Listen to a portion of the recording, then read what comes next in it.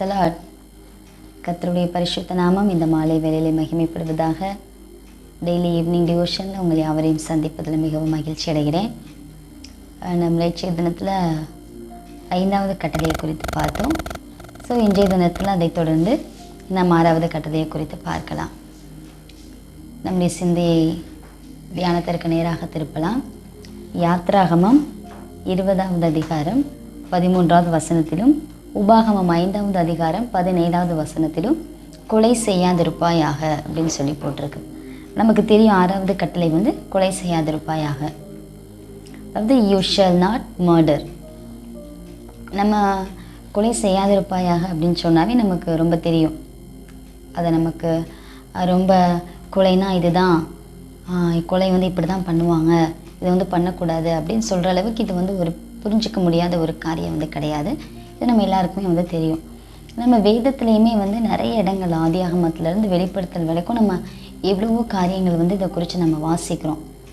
கொலை செய்ததான காரியத்தை குறித்து நம்ம வாசிக்கிறோம், கொலை செய்த நபர்களை குறித்து வாசிக்கிறோம், கொலை செய்யப்பட்ட நபர்களை குறித்து நம்ம வாசிக்கிறோம்.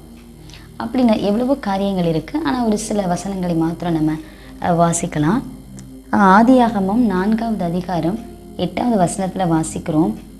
காயின் தன் சகோதரனாகிய ஆபேலோடே பேசினான். அவர்கள் வயல்வெளியில் இருக்கும் சமயத்தில் காயின் தன் சகோதரனாகிய ஆபேலுக்கு விரோதமாய் எழும்பி அவனை கொலை செய்தான் அப்படின்னு சொல்லப்பட்டிருக்கு. பாருங்க, இந்த சம்பவம் நமக்கு தெரியும். காயின் ஆபேல் இருவரும் தேவனுக்கு காணிக்கைகளை செலுத்துகிறாங்க. காயின் விவசாயம் பார்த்து கொண்டிருந்தான். ஆனால் ஆபேல் ஆடு மந்தையை மேய்க்கிறவனாக அவன் இருந்தான். அப்படி காயின் ஆபேல் இருவரும் காணிக்கையை கொண்டு போகிறாங்க. காயின் தன்ட்டு இருக்கிறதான காய்கறிகளில் ஆண்டவருக்குன்னு முதல் பலன்களை கொடுக்கணும் அப்படின்னு சொல்லி அவன் செலுத்துகிறான். ஆனால் ஆபேல் ஆண்டவருக்கு ஒரு பெஸ்ட்டான ஒன்றை கொடுக்கணும் அப்படின்னு சொல்லி தான்கிட்ட இருந்ததான அந்த ஆடுகள்லே ஒரு பெஸ்ட்டான, எந்த ஒரு பழுதுமே இல்லாத, ஒரு விலையேற பெற்றதாக எண்ணுகிறதான ஒரு ஆட்டை ஒரு பெஸ்ட்டாக இருக்கிறதான ஒரு ஆட்டை அவன் ஆபேல் தேவனுக்கு காணிக்கையை செலுத்துகிறான். ஆகவே ஆபேலுடைய காணிக்கையை தேவன் அங்கீகரித்தார் அப்படின்னு சொல்லி வேதத்தில் வாசிக்கிறோம்.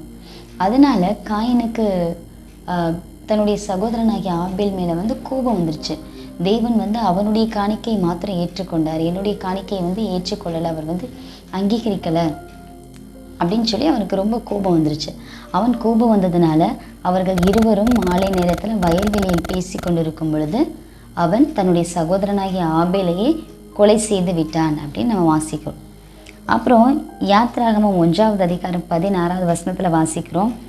நீங்கள் எபிரேய ஸ்திரீகளுக்கு மருத்துவம் செய்யும் போது அவர்கள் மனையில் மேல் உட்கார்ந்திருக்கையில் பார்த்து, ஆண் பிள்ளையானால் கொன்று போடுங்கள், பெண் பிள்ளையானால் உயிரோடு இருக்கட்டும் என்றான். அப்போ இது தெரியும், மோசே பிறந்ததான அந்த சூழ்நிலைகளில் மருத்துவச்சிகள்கிட்ட அந்த பார்வன் சொல்லுகிறார், ஆண் பிள்ளையாக இருந்துச்சு அப்படின்னா நீங்கள் கொன்று போட்டுருங்க, அது பெண் பிள்ளையாக இருந்தால் உயிரோட வைங்க அப்படின்னு சொல்லி சொல்லுகிறார். அப்போது அந்த நாட்களில் அந்த பீரியடில் ஆண் பிள்ளைகள் எல்லாருமே கொல்லப்பட்டார்கள். ஆண் பிள்ளைகள் யாரெல்லாம் பிறந்தாங்களோ அவங்க எல்லாரையுமே கொன்று போட்டார்கள். அது நமக்கு தெரியும். ஆனால் மோசே மட்டும் தேவனுடைய கிருபையினால் அந்த மருத்துவச்சிகள் தேவனுக்கு பயந்ததினால அந்த ஆண் பிள்ளைகளை அவர்கள் உயிரோடே வைத்தார்கள் அப்படின்னு நம்ம வாசிக்கிறோம். அதனால் அந்த மருத்துவச்சிகளுடைய குடும்பங்களை தேவன் தலைக்க செய்தார் அப்படின்னு சொல்லி நம்ம வாசிக்கிறோம். அப்போது அந்த இடத்துல பார்வோன் மூலமாக அந்த வார்த்தைகள் சொல்லப்படுது. ஆண் பிள்ளைகள் பிறந்தாங்க அப்படின்னா அந்த பிள்ளைங்கள்லாம் கொன்றுங்க அப்படின்னு சொல்லி சொல்லுகிறார். அதே நம்ம 1 சாமுவேல் 22வது அதிகாரம் 21வது வசனத்தில் நம்ம பார்க்கிறோம். சவுல் கர்த்தருடைய ஆசாரியர்களை கொன்று போட்ட செய்தியையும் தாவீதுக்கு அறிவித்தான் அப்படின்னு வாசிக்கிறோம். அப்போ இதில் 1 சாமுவேலில் நம்ம வாசிக்கும் பொழுது ஆசாரியர்களை அவர்கள் கொலை செய்தாங்களாம். பாருங்க, ஆசாரியர்கள்னா யாரு? தேவனுடைய ஊழியத்தை செய்கிறவர்கள், தேவனுடைய வார்த்தை ஜனங்களுக்கு போதிக்கிறவங்க, உபதேசிக்கிறவங்க. அவர்களை கொலை செய்ததான் இந்த இடத்துல நம்ம வாசிக்கிறோம். அது மாத்திரம் இல்லாமல் 2 ராஜாக்கள் 5வது அதிகாரம் 7வது வசனத்தில் நம்ம வாசிக்கிறோம்.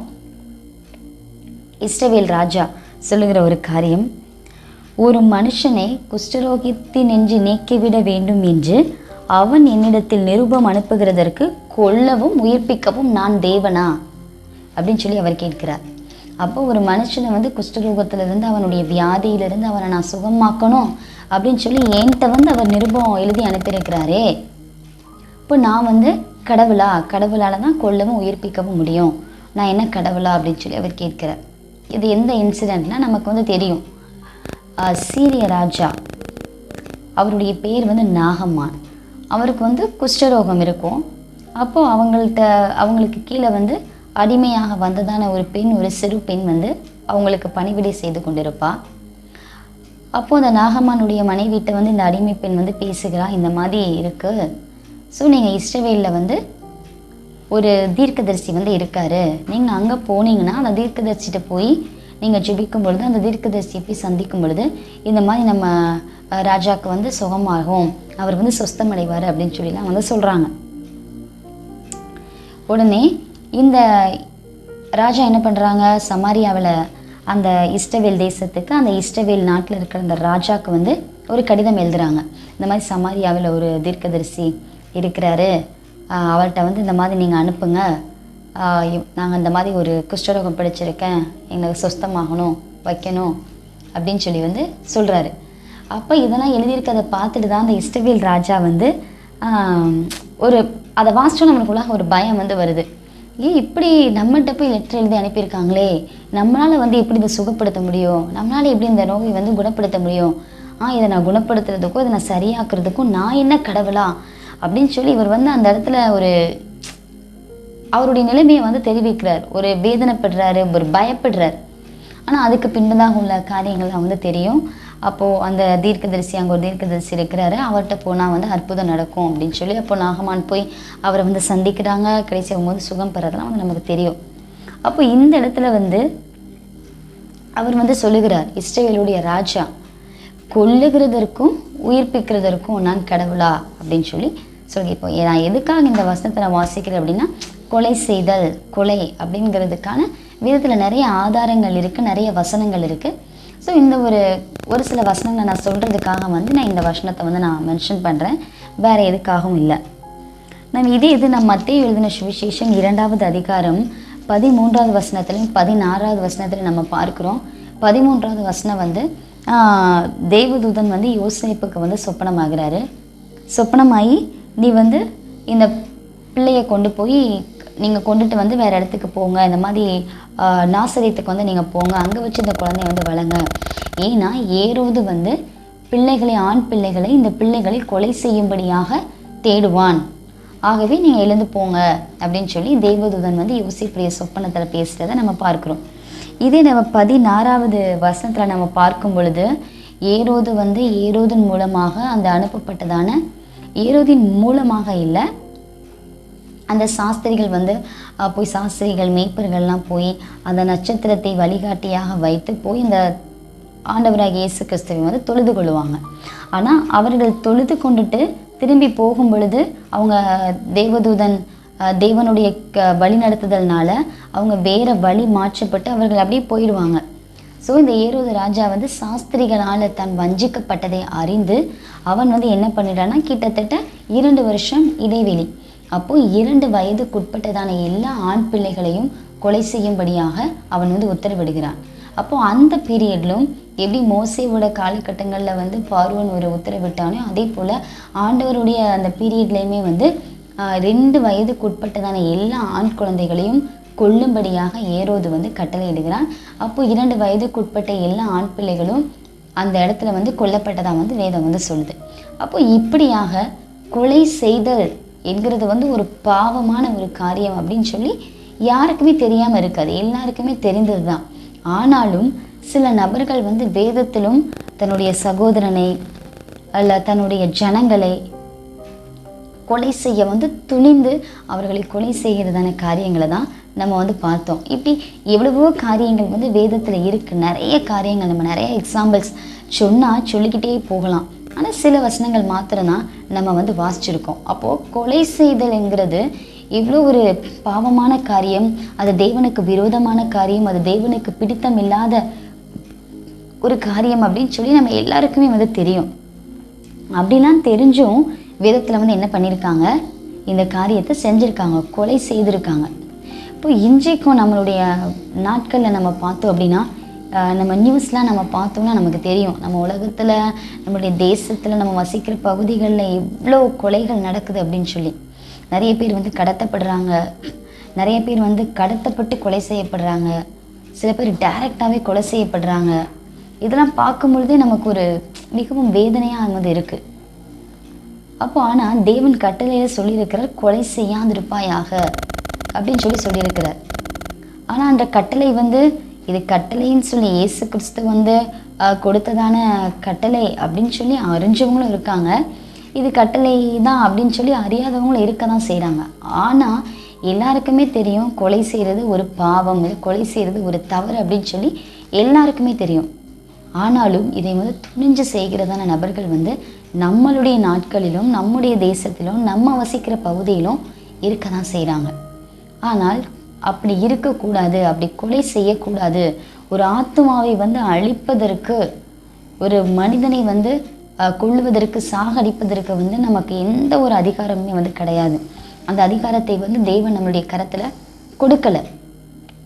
யோபுவை வந்து சோதிக்கும் பொழுது தேவன் சாத்தான் யோபுவை சோதிப்பதற்கு அதிகாரம் கொடுக்கும் பொழுது தேவன் சொல்லுகிறார், அவனுக்குள்ள எல்லாவற்றையும் நீ எடுத்துக்கோ, அவனுடைய சரீரத்தில் கூட நீ கை வைத்துக்கோ, ஆனால் அவனுடைய உயிரை எடுப்பதற்கு மாத்திரம் உனக்கு அதிகாரம் கிடையாது, அவனுடைய உயிரை நீ தொடக்கூடாது அப்படின்னு சொல்லி ஆண்டவர் சொல்லுகிறார். அப்போது அது சாத்தானுக்கு மாத்திரம் அல்ல, சாத்தானுக்காக இருந்தாலும் சரி, நமக்கு ஒரு மனிதனுடைய உயிரை எடுப்பதற்கு அவனுக்கு அதிகாரம் கிடையாது. அதே போல தான் அந்த உலகத்தில் வாழ்கிற நமக்கும் ஒரு மனிதனுக்கு ஒரு மனிதனுடைய உயிரை எடுக்கக்கூடியதான அதிகாரத்தை வந்து தேவன் மனிதனுடைய கையில் கொடுக்கலை. அது மிகப்பெரிய பாவம். ஸோ அந்த கொலையிலிருந்து நிறைய ஜனங்கள் இன்றைக்கு வந்து சிக்கி தவிக்கிறாங்க அப்படின்னு கூட நம்ம சொல்லலாம். எவ்வளவோ காரியங்களுக்காக, நகைக்காக, பணத்துக்காக இன்றைக்கி வந்து ஆசைப்பட்டு நிறைய பேரை கொல்லுகிறதான ஒரு சூழ்நிலைகளை நம்ம பார்க்குறோம். நிறைய பிள்ளைங்களை வந்து கடத்திடுறாங்க, பணத்துக்காக கடத்துகிறாங்க. கடைசி பணம் வந்ததுக்கப்புறம் அந்த பிள்ளைங்களை விட்டுடுறாங்களா அப்படின்னு பார்த்தா இல்லை, இன்னும் அதிக பணத்துக்காக, இன்னும் வேறு ஏதாவது ஆசைகளுக்காக அந்த பிள்ளைகளை வந்து கொலை செய்கிறதான ஒரு காலகட்டத்தில் தான் நம்ம வாழ்ந்து கொண்டு இருக்கிறோம். நம்ம இப்போ நியூஸ் நம்ம எடுத்துக்கிட்டாவே டெய்லி ஏதாவது ஒரு நியூஸ் 2 நியூஸாவது வந்துடும். இவர்கள் கொலை செய்யப்பட்டார்கள், இந்த குழந்தை வந்து கொலை செய்யப்பட்டது, இந்த நபர் வந்து கொலை செய்யப்பட்டாங்க அப்படின்னு சொல்லி ஏதாவது 1-2 நியூஸாவது நம்ம வந்து கேள்விப்பட்டுருவோம். இவங்க வந்து கழுத்தறுத்து கொலை செய்யப்பட்டாங்க, இவங்களை வந்து கொலை செய்துட்டாங்க, ஆனால் சூசைட் பண்ணுறதா வந்து சித்தரிச்சிட்டாங்க அப்படின்லாம் சொல்லி பல நியூஸ் வந்து நம்ம கேள்விப்படுகிறோம். ஆனால் இதெல்லாம் வந்து எதுக்கு எங்கள்கிட்ட சொல்கிறீங்க, நாங்கள் என்ன இப்படிப்பட்ட காரியங்களை நம்ம செய்கிறோமா, நாங்கள் என்ன செஞ்சுட்டா இருக்கோம் அப்படின்னு நம்ம கேட்கலாம். நாம் இப்படிப்பட்ட காரியங்களை செய்கிறது கிடையாது. டைரெக்டாக நம்ம ஒரு நபர்களை போய் நமக்கு எவ்வளவோ வந்து ஒரு நபர் மீது வந்து நமக்கு பிரியமில்லாத ஒரு காரியங்களை செய்யும் பொழுது, நமக்கு எப்போவுமே அவங்க அகெயின்ஸ்டாக இருக்கும் பொழுது நமக்கு அவங்க மேலே கோபம் இருக்கும், வருத்தம் இருக்கும். நிறைய நேரங்களில் அவங்கள கொன்று போட்டலாம் போல் இருக்குது, அந்தளவுக்கு அவங்க மேலே கோபம் இருக்குது அப்படின்னு சொல்லி நிறைய பேர் சொல்கிறத நான் கேட்டிருக்கேன். அப்படிலாம் வந்து நம்ம இருக்கோம். ஆனாலும் நாம் வந்து துணிஞ்சு என்ன பண்ணுறது கிடையாது, அவங்கள போய் நம்ம சாகடிக்கிறது கிடையாது, அவங்கள கொல்லுகிறது கிடையாது. ஆனாலும்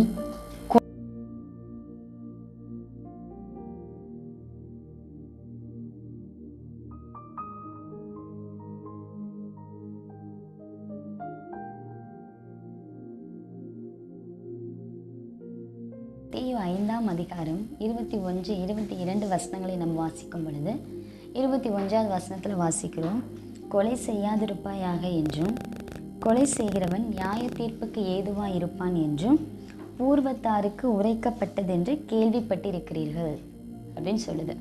இது நம்ம 22வது வசனத்தை வாசிக்கும் பொழுது, நான் உங்களுக்கு சொல்லுகிறேன், தன் சகோதரனை நியாயம் இல்லாமல் கோபித்து கொள்பவன் நியாய தீர்ப்புக்கு ஏதுவாக இருப்பான். தன் சகோதரனை வீணன் என்று சொல்லுகிறவன் ஆலோசனை சங்க தீர்ப்புக்கு ஏதுவாக இருப்பான். மூடனே என்று சொல்லுகிறவன் எரி நரகத்துக்கு ஏதுவாக இருப்பான் அப்படின்னு சொல்லுது. இப்போ வந்து நான் எதுக்கு சொன்னேன் அப்படின்னா, நம்ம டைரெக்டாக வந்து நம்ம ஒரு நபரை வந்து நம்ம கொலை செய்யலை, அந்த பாவத்தை நம்ம பண்ணுகிறது இல்லை. ஆனால் அதற்கு நிகரான ஒரு பாவத்தை நம் அனுதின வாழ்க்கையில் நம்ம ஒவ்வொரு நாளும் அந்த பாவத்தை நம்ம செஞ்சு கொண்டே தான் இருக்கோம். அது தேவனுடைய பார்வையில் எப்படி இருக்கா? ஒரு கொலையை போல தான் இருக்கு. அதுதான் நம்ம இந்த 21 வாசிக்கும் போது நீங்கள் கொலை செய்யக்கூடாது அப்படின்லாம் உரைக்கப்பட்டதை உங்களுடைய பூர்வத்தாருக்கு, உங்களுடைய முன்னோர்களுக்கு நாங்கள் தெரிவித்ததை சொன்னதை நீங்கள் கேள்விப்பட்டிருக்கிறீங்க. ஆனால் நான் உங்களுக்கு ஒன்று சொல்கிறேன், அதெல்லாம் நீங்கள் கேள்வி தான் பட்டீங்க. கொலை செய்யக்கூடாது அப்படின்னு உங்கள் முன்னோர்களுக்கு சொன்னதாக நீங்கள் கேள்வி தான் பட்டீங்க. ஆனால் இப்போ நான் உங்களுக்கு டைரெக்டாக ஒரு விஷயத்த சொல்கிறேன் அப்படின்னு சொல்லிட்டு தான் ஆண்டவர் இந்த விஷயத்த சொல்லுகிறார். பாருங்க, தன்னுடைய சகோதரனை, தன்னுடைய சகோதரியை, தன்னுடைய நண்பர்களை, தன்னுடைய குடும்ப நபர்களை நம் நியாயம் இல்லாமல், காரணமே இல்லாமல், எந்த ஒரு ரீசனுமே இருக்காது அவங்க மேலே கோபப்படுவதற்கும், அவங்க மேலே நம்ம வெறுப்பை காண்பிப்பதற்கும், அவங்கள ஒரு தகாத வார்த்தைகள் சொல்கிறதுக்கும் எந்த ஒரு ரீசனுமே இருக்காது. ஆனாலும் நம்ம என்ன பண்ணுவோம்? எந்த ஒரு காரணம் இல்லாமல் சும்மா ஏதாவது ஒரு காரணத்தை எடுத்துக்கிட்டு நம்ம அவங்க மேலே கோபப்படுவோம். அப்படி நியாயம் இல்லாமல் கோபித்து கொள்பவன் நியாய தீர்ப்புக்கு ஏதுவாக இருப்பான் அப்படின்னு சொல்லி வேதம் சொல்லுது. அது மட்டும் இல்லை, தன் சகோதரனை வீணன் என்று சொல்லுகிறவன் ஆலோசனை சங்க தீர்ப்புக்கு ஏதுவாக இருப்பானா. தன்னுடைய சகோதரனை பார்த்து, தன்னோடு உள்ள ஒரு நபரை பார்த்து, நீ ஒன்றுமே இல்லை, நீ வேஸ்ட்டு, நீ வீணன், உனக்கு என்ன தெரியும், உனக்கு ஒன்றுமே தெரியாது, நீ வேஸ்ட்டு தான், நீ இந்த குடும்பத்தில் இருக்கிறதுக்கோ, நீ இந்த ஸ்கூலில் இருக்கிறதுக்கோ, நீ இந்த ஃபேமிலியில் இருக்கிறதுக்கோ, இந்த சர்ச்சில் இருக்கிறதுக்கோ உனக்கு எந்த ஒரு தகுதியுமே கிடையாது, நீ வேஸ்ட்டு, ஒரு குப்பை தான் அப்படின்னு சொல்லலாம். நம்ம அநேக நேரத்தில் நம்ம சொல்லியிருப்போம் கண்டிப்பாக. யாரையா நம்ம ஃப்ரெண்ட்ஸை ஒரு ஜாலியாக கூட நம்ம இப்படி சொல்லியிருப்போம், நீலாம் வேஸ்ட்டு போ அப்படின்னு நம்ம சொல்லியிருப்போம். ஆனால் அப்படி சொல்லும் பொழுது நம்ம ஆலோசனை சங்க தீர்ப்புக்கு ஏதுவாக இருக்கிறான் அப்படின்னு சொல்லி வேதம் சொல்லுது. அப்போது மூடனே என்று சொல்லுகிறவன் எரிநகரத்துக்கு ஏதுவாக இருக்கிறான் அப்படின்னு வேதம் சொல்லுது. அப்போது ஒரு நபரை பார்த்து, உனக்கெல்லாம் அறிவே இல்லை, நீ முட்டாள் அப்படின்னு சொல்லிட்டா நமக்கு நரகம் ஆயத்தமாக இருக்குது அப்படின்றத நம்ம மறந்து போயிடக்கூடாது. பாருங்கள், இதெல்லாம் தான் நம்மளுடைய வாழ்க்கையில் நம்ம ஒரு நபர் மீது நம் நியாயம் இல்லாமல் கோபப்படும் பொழுது, ஒரு நபரை நம்ம வீணன், அவன் வேஸ்ட் அப்படின்னு சொல்லும் பொழுது, ஒரு நபரை நாம் முட்டாள் அப்படின்னு சொல்லி நம்முடைய நாவினால் நம் மற்றவர்களை காயப்படுத்தும் பொழுது, அது தேவனுடைய பார்வையில் எப்படி இருக்கா? அது ஒரு கொலைக்கு சமமாக இருக்கு. அதுதான் இந்த வசனம் நமக்கு தெளிவாக சொல்லுது. இப்படிலாம் நீங்கள் இருந்தீங்க அப்படின்னா உங்களுக்கு இடம் நரகம்தான், ஆலோசனை சங்க தீர்ப்பு தான், எரி நரகம்தான், ஆக்கினை தீர்ப்பு தான் உங்களுக்கு அப்படின்னு சொல்லி வேதம் சொல்லுது. அப்போது நம்மளுடைய நாவினுடைய வார்த்தைகள் எப்போ பிறருடைய உள்ளத்தை ஆறுதல் படுத்துகிறதாக இல்லாமல் அவர்களுடைய உள்ளத்தை காயப்படுத்துகிறதாக இருக்கோ, அப்போது நாம் அந்த ஆத்துமாவை, நாம் அந்த நபரை கொலை செய்கிறதற்கு சமம். ஒரு நபரை சந்திக்கும் பொழுது, நாம் ஒரு நபர்கிட்ட பேசும் பொழுது, அவங்களுக்கு ரொம்ப நம்ம சப்போர்ட்டான வேர்ட்ஸ் நம்ம கொடுக்கல அப்படின்னாலும் பரவாயில்ல, அவங்களோட பக்கபலமாக இருந்து அவங்களுக்கு ஆறுதலாக ஒரு 10 வார்த்தை நம்ம பேசாட்டியும் பரவாயில்ல. ஆனால் நம்ம அவர்களுக்கு வேதனை தரக்கூடியதான ஒரு வார்த்தையும் நம்முடைய நாவிலிருந்து ஒரு நாள் நாம் பேசிவிடக்கூடாது. அது அதிகமான விளைவுகள் அவர்களுடைய உள்ளத்தில் கொடுக்கும், அதிகமான பாதிப்புகளை, அதிகமான தாக்கங்களை அவர்களுடைய உள்ளத்தில் ஏற்படுத்தும். நாம் பேசுகிறதான வார்த்தைகளை குறித்து ஒரு நபர் வேதனைப்படுகிறார்கள் அப்படின்னா அது தேவனுடைய பார்வையில் கொலைக்கு சமமாக இருக்குது. நம்ம யோசித்து பார்க்கலாம். நமக்கு விவரம் தெரிந்த அந்த நாளிலிருந்து, நம்ம ஸ்கூலுக்கு போன, நம்ம சிறு வயதாக இருக்கும்போது நம்ம ஸ்கூலுக்கு போன அந்த நாள்லேருந்து இதுவரையும் நம்ம எத்தனை பேரோட மனதை நம்ம புண்படுத்தியிருப்போம், எத்தனை பேரை நம்ம காயப்படுத்தியிருப்போம். நம்மளுடைய செயல் ஒரு நபரை காயப்படுத்தணும்னு அவசியம் கிடையாது. நம்ம பேசுகிற ஒரு சின்ன வார்த்தை போதும் ஒரு நபர் காயப்படுறதுக்கு. இந்த பொண்ணு இப்படி பேசுவான்னு நான் நினைக்கல, இந்த பையன் இப்படி பேசுவான்னு நான் நினைக்கல, ஆனால் அவங்களே என்னை இப்படி பேசிட்டாங்க, அது எனக்கு ரொம்ப வேதனையாக இருக்குது அப்படின்னு சொல்லி ஒரு நபர் நம்மளை குறித்து நினச்சிட்டாங்க அப்படின்னா நாம் அவர்களை கொலை செய்ததற்கு சமம். இப்படி நம்மளுடைய அனுதின வாழ்க்கையில் ஒவ்வொரு நாளும் நம்ம பார்த்தோம் அப்படின்னா ஒரு கொலைகள் 2 கொலை இல்லை, ஏகப்பட்ட கொலைகள் நம்ம ஒவ்வொரு நாளும் செய்து கொண்டு இருக்கிறோம். அதெல்லாம் நம்ம என்னைக்கு தேவனுடைய சமூகத்தில் உட்காந்து நம்ம ரியலைஸ் பண்ணியிருக்கிறோம், நான் செஞ்சதெல்லாம் தப்பு, நான் இன்னைக்கு இந்த நபர்கிட்ட நான் இந்த மாதிரி நடந்துக்கிட்டேன், இந்த நபர்கிட்ட நான் இந்த மாதிரி பேசிட்டேன், ஆனால் நான் அந்த மாதிரி பேசியிருக்க கூடாதே, அது தப்பே, அது தவறான காரியம், அது தேவனுக்கு பிரியமில்லாத காரியமே, நான் இப்படி பேசும் பொழுது தேவன் என்ன குறித்து வேதனைப்படுகிறவரா இருக்கிறாரே, நான் இப்படி பேசும்பொழுது தேவனுடைய பார்வையில் கொலை செய்கிறதா இருக்கே அப்படின்னு சொல்லி நம்ம எத்தனை பேர் நினச்சிருக்கிறோம்? நம்ம யாருமே நினைக்கிறது கிடையாது.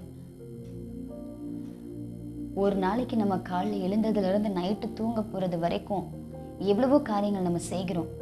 பெரிய அளவில் நம்ம பாவங்கள் ஏதோ செய்யாமல் இருக்கலாம். இந்த உலகம் பெரிய அளவில் பார்த்து இது பெரிய பாவம் அப்படின்னு சொல்லக்கூடிய ஒரு சில பாவங்கள் இருக்குது, அது நம்ம செய்யாமல் இருக்கலாம். ஆனால் கண்டிப்பாக நம்ம ஒரு நாளைக்கு ஏதாவது ஒரு நபரையாவது நம்ம கண்டிப்பாக காயப்படுத்தியிருப்போம். காயப்படுத்துகிற வார்த்தைகள் நம்ம பேசியிருப்போம். அவங்க மனது வேதனைப்படக்கூடியதான வார்த்தைகள் நம்ம நாவிலிருந்து வெளியே வந்திருக்கோம். அப்போ நம்மளை குறித்து எத்தனை பேர் அந்த நாளில் வேதனைப்பட்டிருப்பாங்க?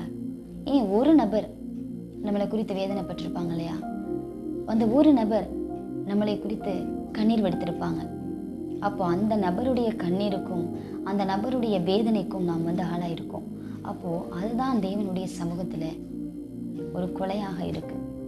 இப்போ இன்றைக்கு நம்மளுடைய வாழ்க்கையில் எத்தனை கொலைகள் நம்ம பண்ணியிருக்கோம் அப்படின்னு சொல்லி நம்ம சிந்தித்து பார்த்தோம் அப்படின்னா கணக்கே இருக்காது. அதை நம்மளால் இமேஜினேஷன் கூட பண்ணி பார்க்க முடியாது. அந்தளவுக்கு நாம் இருக்கோம். அந்தளவுக்கு நம்முடைய ஃப்ரெண்ட்ஸை, நம்மோடு கூட இருக்கிறவங்கள, நமக்கு விரோதமாக இருக்கவங்களை, நமக்கு பிடிக்காது அப்படின்னு சொல்லி அவங்கள எந்த அளவுக்கு நம்ம வார்த்தைகளை கொண்டு காயப்படுத்தியிருக்கோம். இல்லை ஒருத்தவங்க தப்பே செஞ்சுருக்காங்க, பிரச்சனை நமக்கு விரோதமாக ஒரு தவறான காரியத்தை செஞ்சுட்டாங்க. சரி, ஓகே, அவங்க தான் செஞ்சுட்டாங்க, அதுக்கு பதிலாக நம்மளும் திருப்பி அவங்களுக்கு செய்யணும் அப்படின்னு என்ன ரூல்ஸ் இருக்குது? ஒரு ரூல்ஸ் கிடையாது. நமக்கு பைபிள் அதை நமக்கு கற்றுக் கொடுக்கல. ஒருவன் நமக்கு விரோதமாக எழும்பினாலும், அவன் நமக்கு சத்ருவாகவே இருந்தாலும், விரோதியாகவே இருந்தாலும், அவர்களையும் நாம் நேசிக்கணும் அப்படின்னு சொல்லி தான் வேதம் சொல்லுது. ஒருத்தவங்க நமக்கு விரோதமாக எழும்புறாங்க, நமக்கு விரோதமாக எழும்பி 4 வார்த்தைகள் நம்மளை பற்றி தப்பாக பேசிட்டாங்க அப்படின்னா நமக்கு திருப்பி அவங்கள 8 வார்த்தைகள் பேசினா தான் நமக்கு திருப்தியாக இருக்குது. ஆனால் நம்ம அப்படி இருக்கக்கூடாது. அவர்கள் நம்மளை 4 வார்த்தை பேசிட்டாங்களா, இல்லை ஒரு வார்த்தை நமக்கு விரோதமாக அவங்க பேசினாங்களா, பிரச்சனையே இல்லை, அவங்க பேசினா பேசிட்டு போட்டோம். நாம் அவர்களை மன்னிக்கிறதான இருதயம் நமக்கு வரணும். அதை விட்டுட்டு அவங்க பேசுகிறாங்கன்னு நாமும் மீண்டும் மீண்டுமாக பேசும் பொழுது அவர்கள் பேசினது ஒரு நாள் மறைஞ்சு போயிடும். ஆனால் நாம் பேசினது ஒரு நாளும் மறையாது. அதை பாதிக்கப்பட்ட அந்த நபருக்கும் ஒரு நாளும் அதை மறக்காது, மறந்து போகாது. பேசினதான நமக்கும் அது பெரிய ஒரு பாதிப்பை, ஒரு தாக்கத்தையும் தான் உண்டாக்கும். ஒரு பல நாட்கள் கழியும் போது நாம் அதை யோசித்து பார்ப்போம். அன்னைக்கு நம்ம இந்த நபர்கிட்ட இப்படி நடந்துக்கிட்டோமே, இப்படி நம்ம நடந்திருக்கக்கூடாது, ஏன் நம்ம இப்படி நடந்துக்கிட்டோம் அப்படின்னு சொல்லி அன்னைக்கு நம்ம யோசித்து பார்ப்போம். அன்னைக்கு யோசித்து பார்த்து ஒரு யூஸும் கிடையாது. ஏன்னா முடிஞ்சிருச்சு. நம்ம ஆல்ரெடி அவங்களுடைய உள்ளத்தை நம்ம காயப்படுத்திட்டோம். நம்மளை குறித்து அவங்க வேதனைப்பட்டாங்க, பாரப்பட்டாங்க. அவங்களுடைய கண்ணீருக்கும் வேதனைகளுக்கும் நம்ம ஆளாயிட்டோம். அதுக்கு பின்பதாக உட்காந்து நம்ம யோசிச்சு என்ன பிரயோஜனம்? ஒரு யூஸுமே கிடையாது. அப்போது நம்ம ஒரு நபரை போய் டைரெக்டாக ஒரு கத்தியால் குத்தியோ இல்லை அவங்கள காயப்படுத்தியோ அவங்கள சாகடிச்சா மாத்திரம்தான் கொலை அப்படின்னு கிடையாது. ஒரு நபரை நம்மளுடைய வாயின் வார்த்தையால் காயப்படுத்துகிறோம் அப்படின்னாவே அது தேவனுடைய பார்வையில் கொலைக்கு சமமாக தான் இருக்குது. ஒரு நபர் மார்ட்டின் லூத்தர் சொல்லுகிறார், if man only believe enough in Jesus Christ, they can commit adultery and murder 1,000 times a day without pearling their salvation. ஒரு நபர் சொல்லுகிறார், மார்ட்டின் லூத்தர் சொல்லுகிறாரு, ஒரு மனுஷன் கிறிஸ்துவை மட்டுமே அவன் போதுமான அளவுக்கு அவன் நம்பினால், அவன் விசுவாசித்து நடந்தா, ஒரு நாளைக்கு தன்னுடைய ரட்சிப்புக்கு எந்த ஒரு சேதமும் இல்லாமல் ஒரு நாளைக்கு, ஒரு நாள், ஒரு வாரம், ஒரு மாதம் அல்ல, ஒரு நாளைக்கு 1000 தடவை அவன் விபச்சாரமும் கொலையும் செய்கிறான் அப்படின்னு சொல்லி மார்ட்டின் லூத்தர் சொல்லுகிறார். அவர் எப்படி இப்படி சொல்லலாம் அப்படின்னு சொல்லி நம்ம சொல்ல முடியாது. அது உண்மைதான். அவர் சொல்லுகிற காரியத்தை யோசிச்சு பாருங்க. இன்றைக்கு நாம் கிறிஸ்தவர்களாக தான் இருக்கோம். சிறு வயதுலேருந்து நம்ம சர்ச்சுக்கு போகலாம். நம்மளுடைய ஃபேமிலி பேக்ரவுண்ட் கிறிஸ்டியனாக இருக்கலாம். சிறு வயதுலேருந்து சர்ச்சுக்கு போகலாம். அல்லது நம்ம ஸ்கூல் படிக்கும்போது நம்ம ஆண்டவரை ஏற்றுக்கொண்டு இருக்கலாம். நம்ம காலேஜ் படிக்கும்போது ஆண்டவரை ஏற்றுக்கொண்டு இருக்கலாம். இல்லை ஒர்க் பார்க்கும்போது நம்ம ஆண்டவரை ஏற்றுக்கொண்டு இருக்கலாம். ஆனால் நம்ம சர்ச்சுக்கு போகிறோம், தேவனை ஆராதிக்கிறோம், பாடல் பாடுறோம், அவரை துதிக்கிறோம், தேவனுடைய வார்த்தைகளை வாசிக்கிறோம், அதை நம்ம கேட்கிறோம். சில நேரங்களில் அநேக ஜனங்களுக்கு, புறஜாதி ஜனங்களுக்கு தேவனுடைய வார்த்தைகளை எடுத்து சொல்கிறோம். தேவன் நமக்கு செய்த நன்மைகளை நம்ம எடுத்து சொல்கிறோம். அப்படிலாம் நம்ம இருக்கோம். அப்படிலாம் இருந்தாலும் நாம் வந்து ஒருவருடைய மனதை நாம் காயப்படுத்தாமல் இருக்கிறோமா அப்படின்றத நம்ம சற்று யோசிச்சு பார்க்கணும். அப்படி நம்ம இருக்கிறது கிடையாது. யாருமே நம்ம என்னதான் செபித்தாலும் வேதம் வாசித்தாலும் தேவனுக்கு அடுத்த காரியங்களில் அதிகமாக தன்னை ஈடுபடுத்தி கொண்டாலும் ஒரு நபருடைய மனதை நாம் வேதனைப்படுத்திட்டோம், அவர்களுடைய வேதனைக்கு நாம் காரணமாயிட்டோம் அப்படின்னா இதெல்லாம் செய்யறதுல நமக்கு என்ன யூஸ் இருக்கு? ஒரு யூஸ்மே கிடையாது. ஸ்பெசிஃபிக்காக கிறிஸ்டியன் லைஃப் அப்படின்றது வந்து நமக்கான ஒரு லைஃப் அப்படின்னு நம்ம சொல்ல முடியாது. அது மற்றவர்களுக்கான லைஃப் அப்படின்னு தான் நம்ம சொல்லணும். ஏன்னா புறஜாதி ஜனங்கள் ஒரு சர்ச்சுக்கு போகிறதான ஒரு நபரை பார்க்கும் பொழுது அவங்க வந்து எப்படி பேசுகிறாங்க, அவங்க எப்படி நடந்துக்கிறாங்க அப்படின்றத அவங்க பார்க்கிறதை காட்டிலும் அவங்களுடைய கேரக்டர் வந்து எப்படி இருக்குது, அவங்களுடைய வார்த்தைகள் எப்படி இருக்குது, அவங்களுடைய நடைகள் எப்படி இருக்குது, அதை தான் வந்து அதிகமாக கவனிப்பாங்க.